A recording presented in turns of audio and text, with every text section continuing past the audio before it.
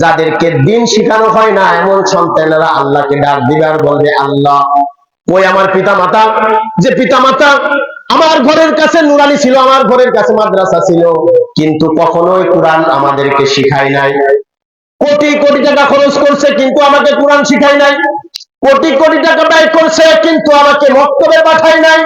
কোটি কোটি টাকা খরচ করছে কিন্তু বাড়ির গ্রামে মাদ্রাসা ছিল, নিশ্চিন্তপুর দক্ষিণ পাড়া গোরস্থান মাদ্রাসায় আমাকে কোনোদিন দেয় নাই, নিজের সাথে করে কখনোই নামাজে নিয়ে যায় নাই। এই বান্দা তখন আল্লাহর কাছে বলবে, আল্লাহ এই মাতা পিতাকে আমাদের সামনে একটু হাজির করে দেন। এই মাতা পিতাকে আপনি শাস্তি দেওয়ার আগে আমরা নিজেদের পায়ের তলে পিষ্ট করে শাস্তি দিতে চাই। নাউযুবিল্লাহ।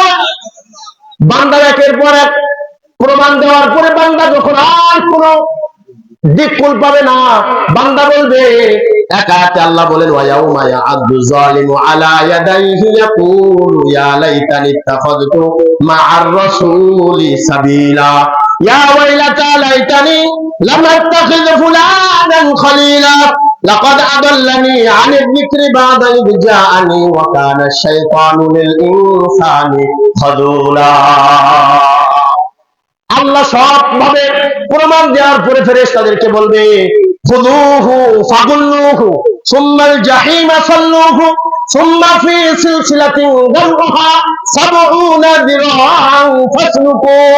ও ফেরেশতারা রে, আমার এই বান্দাটা যা বলছে মিথ্যা বলছে, জীবন ভর নাফরমানি করছে, নামাজে যায় নাই, কুরআন শিখে নাই, মাদ্রাসায় ছাত্রদেরকে পড়ায় নাই, মাদ্রাসায় সন্তানদেরকে দেয় নাই, মাদ্রাসায় অনুদান দেয় নাই, মাদ্রাসায় কোনো খেয়াল করে নাই, এমন কোনো ভালো কাজ করে নাই। আবার এখানে এসেও বাটপারি করতে চেয়েছে, ওর আর বাটপারির সুযোগ নাই। খুযুহু, তোমরা তাকে ধরো, পাকড়াও করো।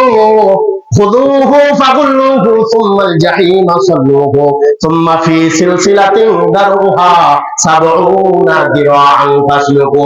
৭০টা বেড়ি লাগাও, ঘাড়ে লাগাও, হাতে লাগাও, পায়ে লাগাও, আর এই ৭০টা বেড়ি দিয়া টানতে টানতে জাহান্নামের ভিতরে বান্দাকে লটকাইয়া দাও। নাউযুবিল্লাহ। জোরে বলে নাউযুবিল্লাহ।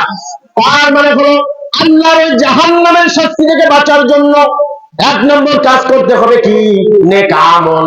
আর ২ নম্বর কাজ করতে হবে তওবা। তওবা করলে বিনা হিসাবে জান্নাতি। বেশি বেশি নেকির কাজ করলে আমলের হিসাব হবে কি? সহজ। আমলের হিসাব হবে কি? আল্লাহ আমাদেরকে বিনা হিসাবে জান্নাতি আমল নামার হিসাবের ময়দানে হিসাবটা সহজ। ২ দলের কোন দলে অন্তর্ভুক্তি করে আমাদেরকে জান্নাতি হিসাবে কবুল করুন, বলেন আমিন।